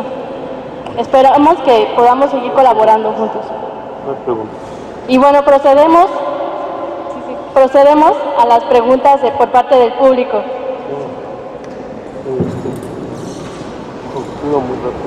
Así. Sí, por favor. Buenas tardes, felicidades a los invitados. Hemos visto diferentes perspectivas de diferentes ángulos desde la parte de por qué y para qué el espacio, que se me hizo muy interesante, pero también la parte fuerte, la parte que necesitamos, que la Universidad y el Politécnico Nacional han estado trabajando, que es el no ser usuarios de tecnología, sino hacedores de tecnología. Para eso necesitamos ciencia. Y ciencia no básica de aplicada, porque es una estupidez, es la ciencia y sus aplicaciones, decía Pasteur, ¿no? Entonces, yo hoy leí en el Reforma una encuesta que me preocupó, yo creo a los lectores, de la OCDE, de la fuga de cerebros a nivel internacional. México se encuentra entre el número 8 y la mayoría de los fugados son científicos y técnicos e ingenieros, porque no hay oportunidades en este país. Lo mencionaba el maestro, el doctor de la UNAM y el maestro Viñals, de la importancia de la formación de recursos humanos. Pero ¿qué está pasando en el país? Se están fugando, y se están fugando a Estados Unidos, a Gran Bretaña, a Japón, y ya no regresan. Es un problema bastante fuerte. Los países desarrollados se están llevando lo más talentoso de nuestro país. Entonces yo quisiera que el panel, desde sus diferentes perspectivas, respondieran a esta parte de no solamente ser, ya lo dijeron, no ser usuarios, y que la Agencia Espacial Mexicana se ponga las pilas, eso lo digo a título personal, porque no solamente es decir qué hacen, sino necesitamos recursos para que se hagan las cosas en proyectos más fuertes, que tengan impacto social también. Entonces mi pregunta sería lo de los fugados, la formación de recursos humanos y la parte de la formación de recursos humanos, que es tan importante, y no ser solamente usuarios de las grandes empresas aeronáuticas que por ahí se mencionaban. Gracias.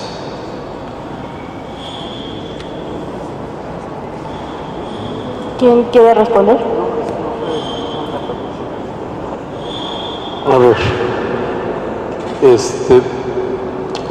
a mí me hicieron una pregunta hace rato que era muy interesante, me decían, bueno, ¿por qué esos socios?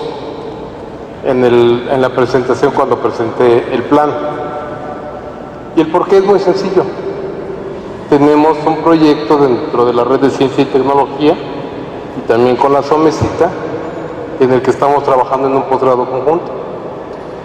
Y es un posgrado en el que vamos también a tener el pool suficiente de especialistas. Y podemos compartir la infraestructura y podemos desarrollar las cosas. A eso es a lo que me refiero, tenemos que cambiar el chip. De nada me sirve a mí ponerme sangrón y decir, bueno, yo soy UNAM y no voy a colaborar con la Autónoma de Nuevo León. Digo, son mexicanos iguales que nosotros. Tienen oportunidades, tienen infraestructura y tienen las ganas y los deseos de hacer las cosas. Entonces, la otra cuestión, y yo creo que es un acierto del ingeniero Viñals cuando dice que lo que hagamos debe de demostrar su utilidad, debe de ser palpable. Cuando empezamos la Red de Ciencia y Tecnología, había como 180 personas que se apuntaron. Bien, hicimos la reunión, somos como 100, los que de veras estamos trabajando en los proyectos, los que de veras estamos haciendo, y como les digo, con, sin o a pesar. Y muchos están saliendo de sus rincones en los cuales han estado aislados y están viendo las ventajas de trabajar en una comunidad, de compartir experiencias, de aprovechar mejor los recursos y además de comunicar las ideas. Entonces, tenemos muchos retos, sí, pero el principal reto es que no podemos seguir enseñándole a los muchachos a trabajar disociados, no podemos hacer una fábrica de pobres lanzando planes y programas de estudio sin una industria que los respalde, y tampoco podemos seguir con la mecánica de, ¿sabes qué? Dame. Tenemos que hacer una cultura de construir a base de trabajo, de demostrar y de crear confianza mediante hechos. Y esto lo tenemos que transmitir con los muchachos. Ellos son mucho más receptivos y lo van a aprovechar. Ahora, la otra cuestión que viene en su comentario, yo creo que no es un acierto que digamos que está la comunidad académica, la comunidad estudiantil y la sociedad civil. No, nosotros somos también parte de la sociedad civil y nosotros podemos tener iniciativas y nosotros podemos también empujar dentro de nuestras instituciones y desarrollar cosas. ¿Dónde está el límite? Pues el límite está dentro de los deseos y los sueños de cada quien. Ahí está el límite. Queremos que haya industria espacial o no. Vamos a trabajar para ello. ¿Está difícil? No hay cosas fáciles. Las recompensas ahí están. Son cuantificables. Es una industria de 180,000 billones de dólares a nivel global. Desarrollar los productos para cubrir el 1% en 15 años es un desarrollo mayor al que se ha presentado en aeronáutica. Ese es el reto. ¿Por qué? Porque son industrias de alta tecnología y especializadas. La pregunta es, ¿le entramos o nos quedamos nada más narrando y pensando y viendo mientras el resto del mundo se mueve? La respuesta la tenemos nosotros, ¿no? Por favor. Por favor, doctor Raúl.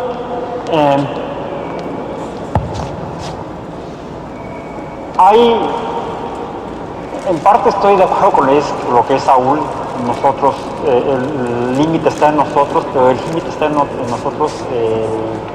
¿Para qué? Y el para qué es ¿para qué en México?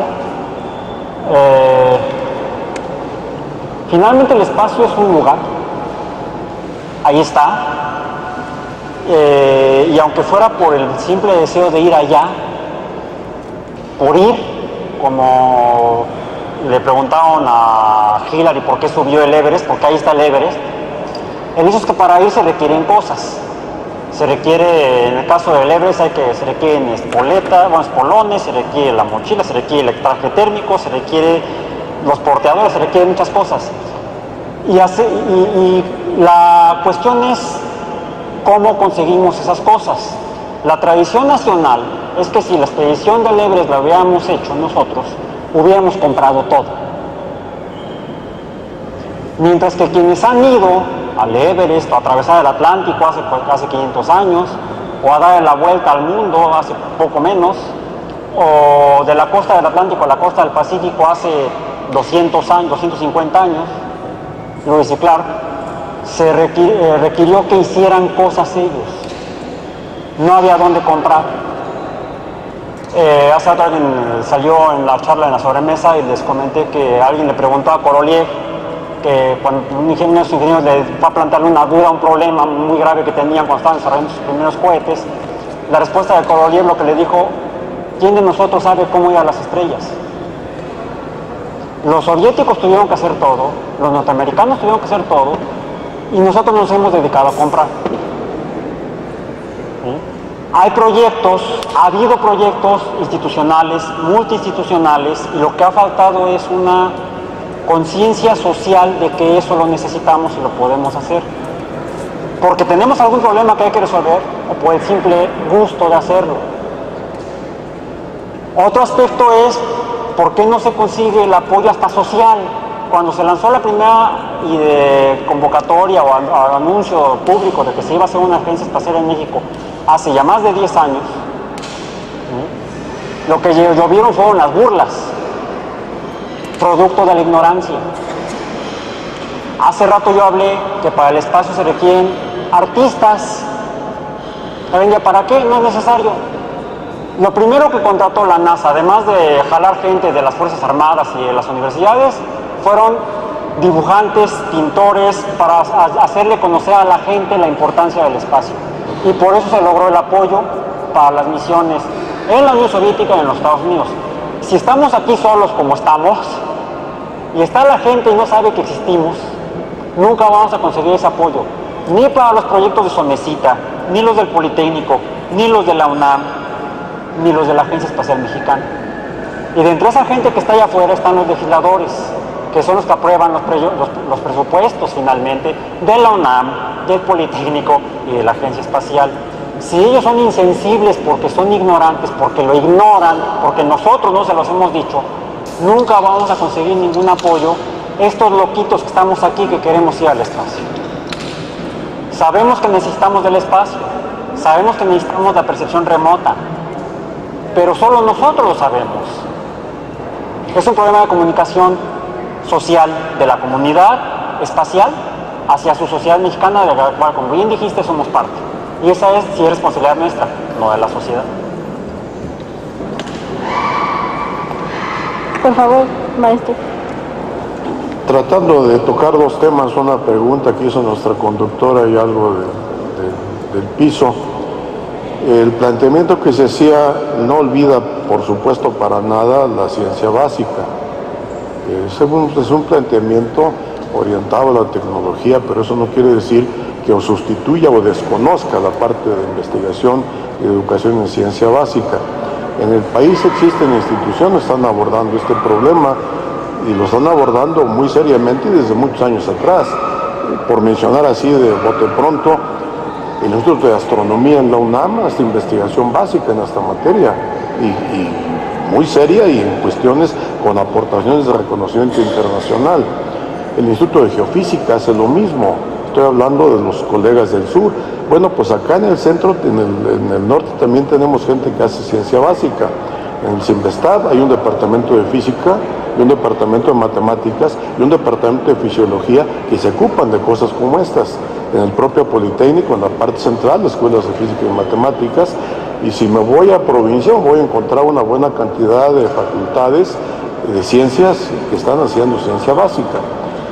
Inclusive para esta cuestión que estábamos planteando en alguna ocasión, y concretamente para la doctora Mendoza, le pedimos que nos ayudara, porque justamente si bien hablamos en este caso de un proyecto de tecnología para el espacio, primero tiene que enseñarse a la gente qué es el espacio y cómo se ubica el ser humano en el espacio.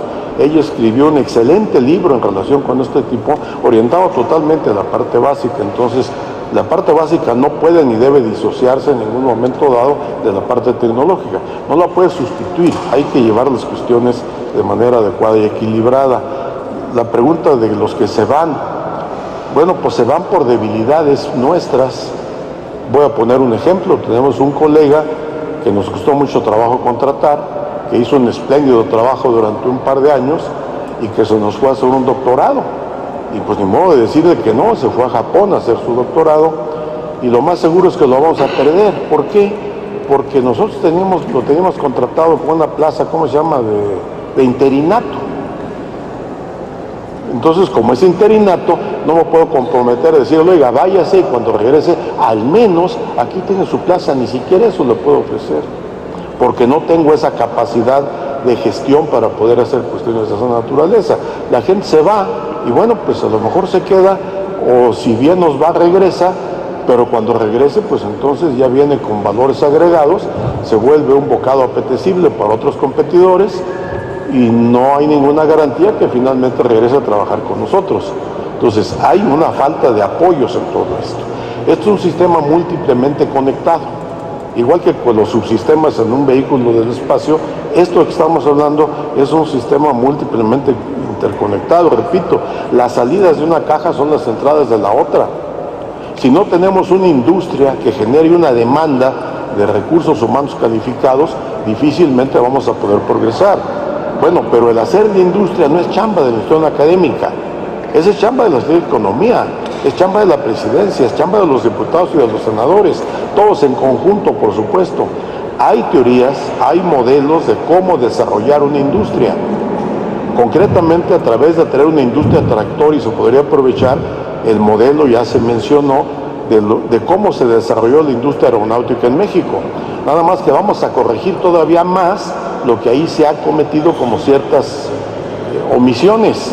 Es decir, a la hora que venga la industria tractor, para que venga, no va a venir por bonitos, va a venir en el momento en que el Estado mexicano le diga, te voy a hacer tantas cuestiones, te voy a condonar impuestos, te voy a poner vías de comunicación, te voy a garantizar transporte, te voy a garantizar todo esto, y solamente así vienen. Si es su negocio es ese, no es venir a repartir dinero. Bueno, pero para que esto ocurra tiene que haber reglas. Sí, muy bien, te voy a poner todo esto, pero también te voy a exigir toda esta otra serie de cuestiones. Tú te vas a llevar una gran cantidad de dinero con lo que hagas aquí, y el flujo va a ser finalmente de efectivo de este país a tu casa matriz. Pero entonces al menos vamos haciendo las cosas para que aquí se puedan crear ciertas empresas, como se empezó en el caso de aeronáutica, empresas proveedoras de partes que se van a integrar y se van a empezar a manejar como ensambles de sistemas que después se van a integrar en los grandes vehículos. Obviamente no podemos hacer los motores, los Rolls Royce, por supuesto que no, al menos no en este momento. Si hubiéramos empezado hace 50 años los estaríamos haciendo, pero no fue así. Pero hay cosas que se están haciendo y que se están entregando. Ese es el éxito. México es el sexto proveedor con respecto a Estados Unidos en materia aeronáutica. Si eso no es un éxito, pues entonces no sé qué será un éxito. Aún así, hace falta hacer muchas cuestiones. La parte espacial debiera de tener una cuestión como estas. ¿Cuáles son las fortalezas? Pues estamos pegaditos a nuestros vecinos del norte. Habría forma de crear empresas y industrias en México, bien negociado, todos en conjunto, un sistema múltiplemente conectado, en donde todos podamos tener una cierta utilidad. No se trata de que nada más tengan utilidad unos. Entonces yo creo que esto es un ejercicio de planeación que en muchos casos se escapa a lo que pueden hacer las instituciones académicas o las partes gremiales, digamos los aquí representados. Esto está en otro nivel, en otro estrato. Lo que debemos hacer es plantearlo, y tiene que haber entidades con facultades competentes legalmente para decir, lo que te estoy planteando son cosas como estas, en el largo o en el mediano plazo, no detalles que tal vez sean útiles, quito el tal vez, que son útiles para empezar a hacer cuestiones, pero que no están integradas en un todo de cosas que nos lleva a poder resolver toda esta problemática o contribuir razonablemente a resolverla. Por favor, doctor. Bueno, para mí estamos siempre en este tipo de congresos como el huevo y la gallina, y siempre hablamos de que no podemos hacer desarrollo si no hay una industria que lo demande, porque no vamos a ser desempleados. Les recuerdo justamente que la industria espacial no existía antes de que no hubiera una visión de desarrollar viajes al espacio, y que muchas de las cosas no se desarrollan desde el lado industrial, se desarrollan desde la academia. Se desarrolla el mercado que hoy tenemos en IT, tecnologías para la información, no fue un mercado que nació de la industria, salió de la academia. El internet salió de la academia, los sistemas operativos salieron de visiones de academia. Sin embargo, hoy tenemos unas visiones muy extrañas que estamos imponiendo a los jóvenes. Lo primero es que sean autoempleados, es decir, emprendedores, que sean innovadores, o sea, quieren innovar todo el tiempo, cuando en muchos de los casos lo que necesitamos es consolidar. Cuando se hace ciencia, muchas veces no todos están en descubrimiento, están consolidando el conocimiento. No todos los científicos rompen fronteras, no todos los técnicos crean algo nuevo. Eso tenemos que tomar bien los pies en la tierra. Algo que nos ha faltado a los mexicanos es cooperar, bien lo decías. Y creo que eso es lo que podemos hacer. Eso sí lo podemos empezar a trabajar, la cooperación. Si no hay industria y no la creamos, no la forzamos, pues vamos a estar como el huevo y la gallina, o vamos a estar dándole el valor que incluso a nivel mundial está pasando esto, en donde las universidades se están volviendo elementos certificadores y elementos de certifico que sabes y certifico que puedes ser empleado de alguien o un innovador, y se acabó. Pero están perdiendo esa visión universal. Lo que hoy nos tiene aquí como hablar de ingeniería espacial. Podemos hablar de ingeniería espacial, pero realmente tendríamos que hablar de ciencias del espacio, con muchos más elementos atrás. Y si hay una parte fuerte, fíjense, siempre hablamos de la maquila. Terminamos posicionando a México como unos buenos hacedores de buena tecnología, pero de maquila. Tenemos una industria automotriz muy poderosa, pero ¿qué auto se diseña en México? Tenemos el 6º lugar en exportación de materiales aeroespaciales que se diseñó en México. Es decir, ocupamos el primer lugar en televisiones en el mundo. Las fabricamos aquí, las exportamos a todo el mundo. De González Camarena, que la creó la televisión a color, a hacer las pantallas receptoras, perdimos todo. Porque hemos perdido el sentido de hacer. Estamos en el sentido de comprar. Esa sería mi reflexión. ¿En qué momento pararemos esa hay que comprar? Porque pues es que si no, ya los otros es imposible alcanzarlos porque ya hacen integraciones de 10 a la menos 40. Cosa imposible físicamente, ¿verdad? Pero digámoslo así. Ya hacen integraciones de circuitos de 10 a la menos 40. Ah, pues está bien. ¿Y dónde estamos? Ayer vimos a uno de los pioneros en estas industrias y hablaba del pasado. Y habló de un pasado productivo, creativo. Y hoy lo que hablamos es de que hay que comprar lo que está ahí. Hablamos de tecnologías para la información. ¿Cuántos sistemas operativos mexicanos están desarrollados y operan en algún software embebido que no sean con el código o un lenguaje que se desarrolló en otra latitud? Y empezamos en 1958, al menos mi edad, completita. Eso es lo que lleva la industria del computador. Pero tenemos Ubuntu, lo desarrolló Sudáfrica.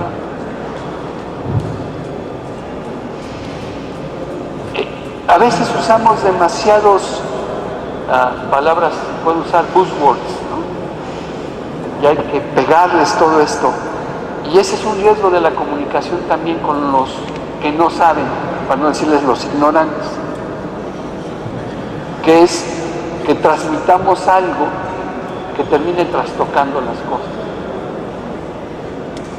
Estoy de acuerdo contigo que hay que hacer y demostrar. Y yo sí invito a que después de este coloquio nos reunamos a ver de las materias, de la gente que estamos formando, que ya ustedes chicos que están allá atrás decidieron estar en este campo, pues qué bueno. Entonces, ¿cómo los podemos apoyar? Y los que no están y que deberían de estar aquí llenando el resto de las gradas, ¿por qué no están? Ese es un problema también que esta comunidad tiene que atacar. Porque si no seguiremos siendo unos cuantos los loquitos que hablan del espacio. Entonces, habría que ir a grados menores.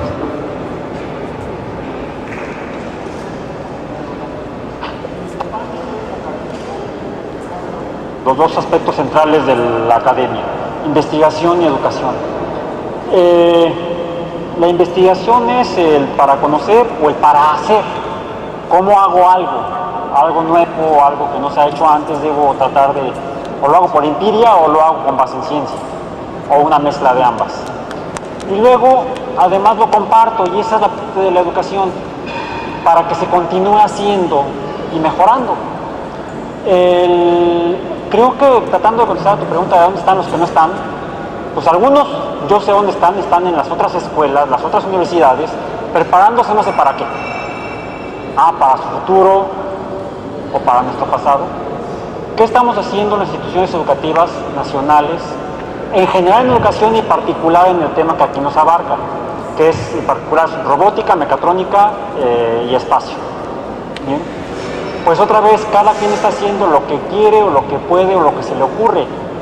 No hay una meta común, no hay una meta nacional y ni siquiera una meta de colaboración con alguien más. Finalmente hay varios caminos a través de los cuales llegar a esto para beneficio finalmente de todos nosotros y de la sociedad. Los Estados Unidos y la Unión Soviética luchaban por su supervivencia peleando unos contra otros en la Guerra Fría después de la Guerra Caliente. Se enfría la guerra después de la queda del muro y eso da lugar a que otros países que formaban parte de la Guerra Fría se asocian y forman una agencia espacial común para atender problemas comunes, la Agencia Espacial Europea. Es decir, y este es el futuro como se ve. Ya no están los rusos contra los norteamericanos, o los franceses contra los ingleses, o los alemanes contra los italianos. Están todos trabajando por un futuro común. ¿Dónde estamos nosotros? ¿Dónde están nuestros estudiantes? ¿Dónde estamos? Estamos aislados. ¿Dónde están nuestros estudiantes aislados estudiando en sus escuelas? No tenemos ni una meta nacional común, ni una meta de colaboración con otros países.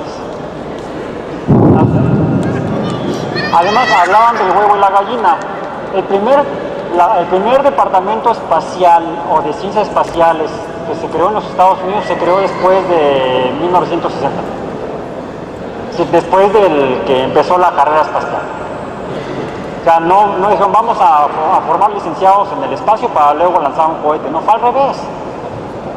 Ya mencioné lo que contestó Korolev. Lo mismo pasaba en otros lados. Ahora ya, cierto, son 50 años de historia pasada. ¿Cuál es el futuro? El futuro es la supervivencia de la humanidad y de los mexicanos. Uno de los países más sujetos al cambio climático es México.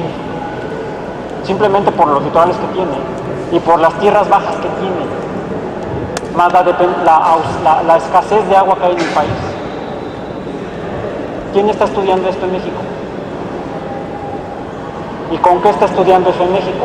Curiosamente, no sé quién sea, quizá alguno de los jóvenes que están aquí adelante terminando la licenciatura, ojalá se dedique a esto en los próximos 10 años, pero ¿qué creen? La tecnología que necesitan no la tenemos, porque es tecnología espacial. Para saber lo que pasa en la Tierra, tenemos que ver desde arriba, desde el espacio. ¿Para qué SATEX? Ya hubo un proyecto SATEX. ¿Para qué? Hacer un satélite Bravo. ¡Qué bonito! Chin, no pudieron. ¡Qué mala suerte! Les cortaron el presupuesto. Hagamos el SATEX 2. ¿Para qué? Yo no hablaría del SATEX 2. Hablaría del SATEX N. ¿Para qué? Necesitamos satélites de monitoreo meteorológico. Local, no los internacionales ni los de otros países. Necesitamos satélites de monitoreo infrarrojo para vegetación. Necesitamos ver a México desde el espacio en todo el espectro electromagnético, porque es lo que nos va a permitir planificar lo que vamos a necesitar para el 2030, ingeniero, que es la meta que usted tiene.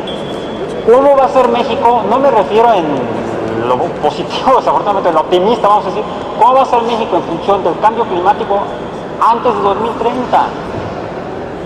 Los cambios están acelerando por arriba de lo que los primeros modelos querían.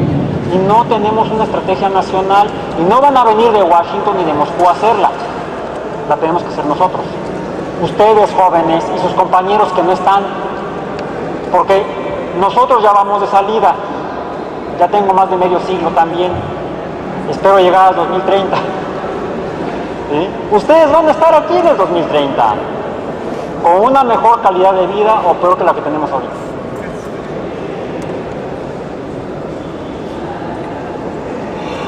Por favor. Yo me permitiría reforzar un poco lo que dice Raúl. El espacio es el que nos provee de información, meteorología, comunicaciones, el estado del tiempo, cómo van a variar, e incluso hay efectos sobre la biología que todavía están bajo estudio. Y una cosa es segura, o sea, si no tuviéramos las condiciones en la Tierra que nos provee el clima espacial, el magnetismo y la gravedad, no habría vida. Pero todo eso lo sabemos por el espacio. Yo ahorita que escuchaba a Raúl, recordaba una plática que nos dieron un representante de la Agencia Espacial Hindú sobre la misión TOMS, en los cuales ellos lanzaron un satélite a Marte. Y yo estaba reflexionando y decía, ellos llevaron día a día y le transmitían a todo el pueblo hindú lo que estaba pasando con el proyecto para llegar a Marte. Y ahí era una misión de que no pueden fallar, porque tenían encima a 1.100 millones de personas que estaban viendo cómo hacían el proyecto. Y nos lo dijo. El proyecto electrizó a todo el país y llamó la atención hacia la ciencia espacial. Yo me pregunto, ¿nos podríamos aventar no un tiro para llegar a Marte, un satélite para llegar a 300 metros y medir la contaminación? Yo creo que sí. ¿Tenemos con qué? Sí. Algo que nos falta, y se los comunico, muchachos, es creer en nosotros mismos y en nuestras capacidades.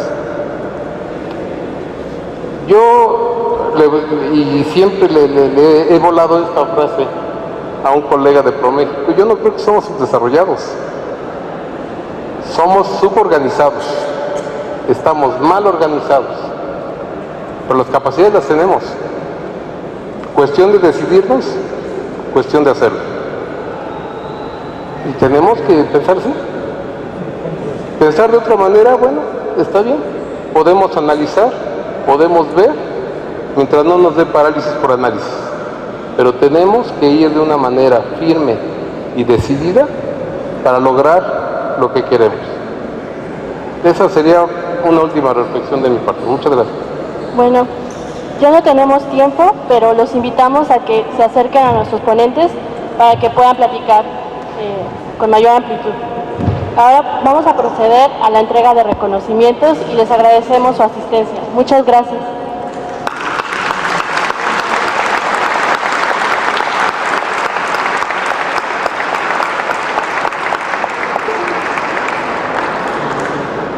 Bien, vamos a hacer dos cosas, una detrás de otra, porque en paralelo va a ser muy difícil. La primera, como ya se dijo, vamos a entregar una serie de reconocimientos y recuerdos a nuestros panelistas y a nuestra moderadora de panel, y posteriormente pasaremos al momento de clausura y de reporte de las actividades de este encuentro. Si ustedes observarán, queridos panelistas, a un lado tienen una bolsa. Ahí en esa bolsa viene un pequeño recuerdo por parte del comité organizador, pero además quiero otorgarles una pequeña construcción en obsidiana, que sabemos que es un elemento que nos caracteriza mucho como cultura.